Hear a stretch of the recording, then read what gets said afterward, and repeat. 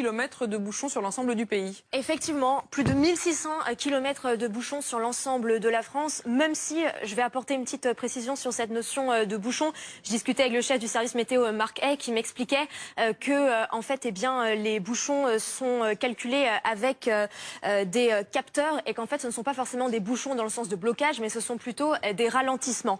Maintenant, pour faire un point sur la circulation dans l'ensemble du pays, ce que vous voyez là, ce sont des images de l'A8 un petit peu plus tôt ce matin, où l'on suit de très près la circulation, puisqu'un double accident a eu lieu, double accident impliquant 2 poids lourds. L'autoroute a été coupée en direction d'Aix-en-Provence et Marseille, avec des déviations qui ont également été mises en place. On parle de 38 départements qui sont en vigilance orange. Ce que ça signifie très concrètement, c'est que dans ces 38 départements, la circulation des poids lourds est interdite. Il n'y a pas de transport scolaire. Et en Ile-de-France, la vitesse est limitée à 70 km/h. Alors on parlait justement des bouchons à l'échelle de la France.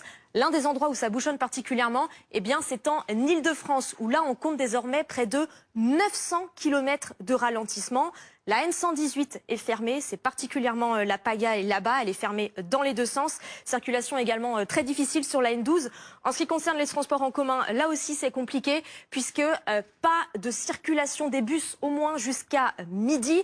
En ce qui concerne les tramways, là aussi on commence à avoir des perturbations sur plusieurs lignes, notamment la ligne 6, la ligne 8 et la ligne 4.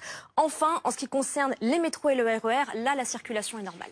Et justement, il y a quand même parfois des interruptions, notamment sur plusieurs lignes de l'ouest. On signale également des ralentissements à l'est. Et en ce qui concerne les lignes de grande vitesse, là, la vitesse a été réduite. Ce qu'on surveille également de très près, c'est le trafic aérien, tout particulièrement à Paris. Si vous avez un vol qui décolle ou qui arrive à Paris, regardez si c'est toujours d'actualité, parce que voici la situation à l'heure actuelle. 40% de vols annulés à Paris-Charles de Gaulle, 25% à Paris-Orly. merci.